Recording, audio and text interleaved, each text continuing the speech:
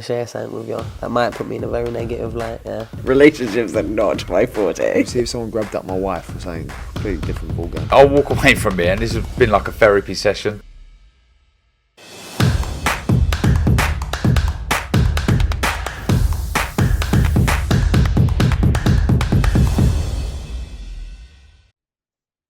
Andrew McCART, IFL TV, proudly sponsored by Everlast. I'm joined by the big man himself, Mr. David Jamieson. David, you've took the piss out of my grey beard. I'm not on camera, but you've also took the piss out of your nose. So before we push forward, that's a good start. Can't believe you played the nose card already, Andrew, man. That's tragic. Yeah, well, listen, you call me a grey. I think you were close to calling me a grey old baldy man, so I had to.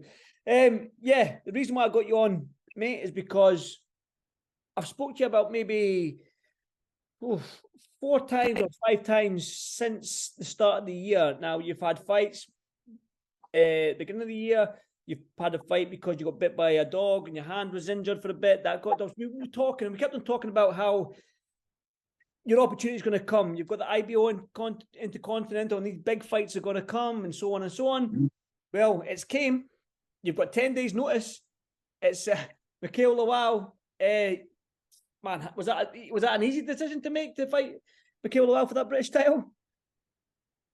So I'll tell you the story. I'm always keeping my finger on the pulse of things, you know, keeping up to scratch on social media, watching stories and things like that. And what happened was I actually got the jump on it before my manager, Sam.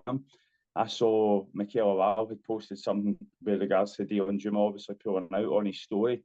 And I jumped on it right away and sent it over to Sam Kynick and said, look, listen, you need to look into this. I'm ready to go. I've been staying in the gym and let's see what can come of it. An hour passed. I think Sky loved it. And it was just a case of it going to the board of control to get it sanctioned for the British. Well, listen, it's happened, but well, you know Mikael Lawal because you have fought before. I was at that. It was the boxer tournament, the 3-round tournament. You took that on 10 days' notice or a week's notice or whatever it was. You won your first fight, came up against Mikael Lawal in 3 rounds. You lost the 3 rounds. Mikael went on to go and win it. You've done it again. You've took him on short notice. So it's they say history repeats itself. Myself and my coach, we've been having a good laugh, you know, Jerry and Steph McLennan. This was 10 days again, believe it or not. It was 10 days notice the first time and it was 10 days again. So it's just a case of history repeating itself, but it's up to me to make sure that it doesn't and the outcome goes a different way. And I firmly believe it will. It's we'll go right into it. It's just a whole testament to staying ready and not having to get ready. I mean, I had over 10 kilos to lose last time in 10 days. For Ultimate Boxer, like a serious weight drop. Here, I'm on weight. It's a scoosh case. I'm eating well. I've been in the gym. I've been running. It's just testament to staying ready. Mm-hmm. Well, that's what I mean. Like you're always in the gym. I know that. But when it comes to Mikael Lawal, an undefeated fighter with a high knockout ratio, in your 9 wins, I think you're 6 knockouts, so you've got a high knockout ratio as well. Even though this fight is on short notice, going back, if I can remember the fight you had with them in the boxer tournament, it was a great fight. It was obviously the 3 rounds. It's condensed, so you have to go all action. But I think with your 2 styles, I think we can see an action-packed fight. Definitely. No, it's obviously a totally different dynamic over the 12 rounds as it was to the 3. But I think, not everybody doesn't want to give too much away, but let's not kid on. Mikael, he better been out doing his road work. He's a big, muscular guy. All that muscle takes a lot of oxygen. He was born at the end of that 3rd round in the Ultimate Boxer. I've got 36 minutes to get my work off. Albeit he's got a very big punch, but I've already took that punch as well. Sort of one-trick pony maybe, albeit a very good trick. But once that big sledgehammer right hand doesn't work, and then we start getting into the middle to the later rounds, I think I'm going to be champing on his door. Is that the key, do you think, then, to take Mikael to them deep waters and try and get him out then? Yeah, I do. I do believe I'll stop him. I'm not wanting to go into all that sort of stuff, but I do believe I'll stop him. I believe I punch hard enough. I've got the engine and the work rate. and I've put the work in. I believe in myself here. It's not a case of going down to make up the numbers at all. You know, maybe give a good account of myself. No. The British title's coming back to East Kilbride. And Scotland. Yep, that's it. Well, Mikael North Lawal, of the border. was that, sorry? North of the border. North of the border, yeah. Well, Mikael Lawal, he's doing everything right so far in his professional career. He's unbeaten. Other than the fight being 12 rounds this time round, what are the major key factors to this fight that is going to make your way to victory? Do you know what I mean? Other than the 12 rounds, what's the key to victory for you?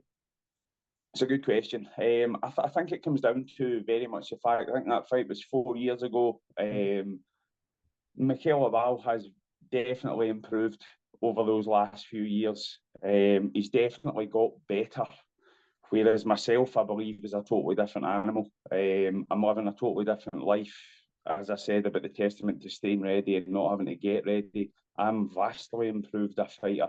And albeit a totally different calibre of opponent, but the 10 rounds at Turnberry in February was invaluable going that distance. You know, I've got an engine there, I've got the work rate and things like that, but it takes a bit more than the fitness. You need to dig deep mentally more than anything going down the stretch there, and I know I can do it. I don't believe Mikael's ever been tested that. I know he'll be sparring 10 rounds and sparring 12 rounds. It's a totally different type of pressure on the night, and I believe that's what's going to tell. You spoke about the different calibre of opponent. Now, Juma, he's a southpaw, so Mikael's been practicing, getting loads of southpaw sparring in, obviously in preparation. So, my best wishes goes out to Juma as well, Dion Juma, because obviously nobody wants to see a career cut short like that. Big up Dion Juma, sorry. Big up Dion Juma. That man's an absolute gentleman. I don't know him personally, but he got in touch with me last night and we've been having a wee bit of messaging back and forth this morning. He's an absolute credit to the sport, credit to himself. He's a gentleman, and I wish him nothing but health and happiness in retirement. Definitely, and I echo that as well, David. But just to go on to what I was going to say there before we gave Juma his credit, there was the southpaw. Mikael's been getting all these southpaw. You're not a southpaw. Is that going to be a key to this fight? A key to this victory? Yeah, I mean, it's got to be. Don't get me wrong. I don't read too much into that sort of stuff. Like, as I've been coming up over my career, even as an amateur, like, you know, training for specific styles. I believe that you need to be adaptable on the night, because what if you train? I know it's different with the orthodox and southpaw scenario where he'll been going round to his left and all that sort of stuff. But I believe on the night he'll be able to adapt.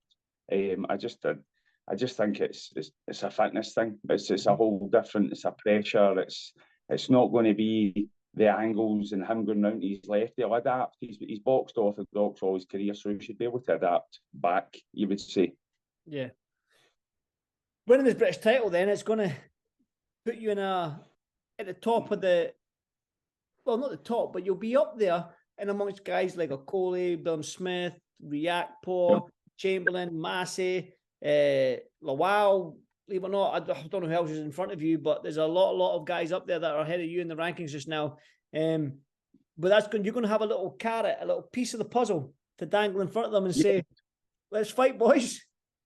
That's it. No, it's obviously, you know, that's me like my 10 pro fights. There was the IBO, which is a minor title, a great accolade back in February for me, but minor title, not massively recognised in amongst the big boys.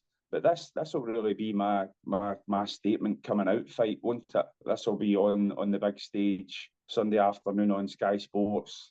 Ali Pally, this is as big as it gets for the Lonsdale belt. I mean, I've spoke to you previously about Andy. You know how much, you know, it's how coveted that is and how much it means to me. I mean, I could win a world title and it wouldn't mean anything as much to me as the Lonsdale belt. So it's go time. It's on. This is it. This is making the statement. David Jamieson's boom. Here I am, British champion. Who's champing on my door? David, I don't know the answer to this, and it's probably I'll probably try and look it up. But Scotland, we've never had a heavyweight British champion. Have you ever had a cruiserweight No. British champion? This is a conversation we were having yesterday, funnily enough, myself and Jerry, and I don't think so. I know. Simmons done very well, but I believe did Camacho beat him? Was it? Steve, I don't think Stephen Simmons was the British champion, was he? No, I don't think, and I didn't want to say that, in a derogatory way, and because if he did, but I don't ever recall. No, I think he beat Camacho, by the way. Do you know that? I think he did beat Camacho. I was at that fight. Oh, that was Bray Head. Yeah, I was at that fight. Yes, yeah. I've got. There we go. That was for the WBC International Silver title. Okay. Yeah. A different route. Yeah, so I don't think that did he fight for the British? John Lewis Dickinson was for the British, I think. No, that was for the silver. Who else? Maybe Matty Askin was. Askin, that was it. That was it. Matty Askin. So did Matty Askin beat him? Was that what it was? Matty Askin beat him. Yeah, I think that was Stevens' last fight as well. Yeah, so yeah, I think Stevens fought for it. The big man fought for it, but he didn't win it, unfortunately. But yeah, so you could be if that's the case, you could be Scotland's first British cruiserweight champion. A week on Sunday, I'll make all that right for Big Symbol. There you go. You hear that, Big Symbol? Listen, he's doing very, very well with the boxing Scotland, bringing on these fresh young lads. So he's killing it with them. So that's good to see. Mm-hmm. Definitely, right. I think of the welter experience. Definitely, he's got a load of experience, especially in that amateur game for what he did. But I mean, you spoke about the Lonsdale belt and what it means to you, and I know you're a proud Scotsman, being the first. I mean, all these next Sunday, man, you can make history. And not just for you and your family and your beautiful wife there, Kayla, but I mean, history for Scottish boxing being the first. So no pressure on you, but there's a lot on the line here. Listen, no, there's no pressure. Here I am strolling in on weight, feeling great. 10 days notice, no pressure. No, listen, there's no pressure. This is what it's all about. It couldn't have been a better scenario, to be honest. I just feel great about it all. Feel great. Definitely. Well, listen, you got one final message for like the fans that are going to be watching. What can they expect? Yeah, usual stuff. You know what I'm going to say, the chip shop stuff. Everybody loves that quote. But just tune in, value for money boxing, all exciting, come forward. Scotsman, proud Scotsman, wearing my heart on my sleeve. And yeah, a new Scottish, British champion. There we go. Well, listen, David, I'll be watching. I'll be glued to my TV watching next weekend. I won't be down in London. It's just a little bit too far for me to travel when there's four guys down there from IFL. So I'll be glued to my TV watching. Like I'm saying, Mikael Lawal, a great fighter, unbeaten, high knockout ratio. David Jamieson, 9 wins, 6 knockouts.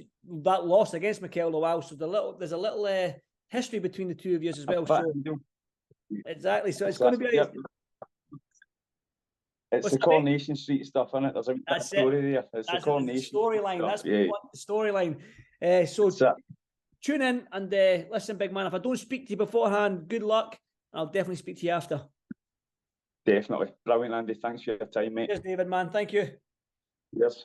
Cheers, mate.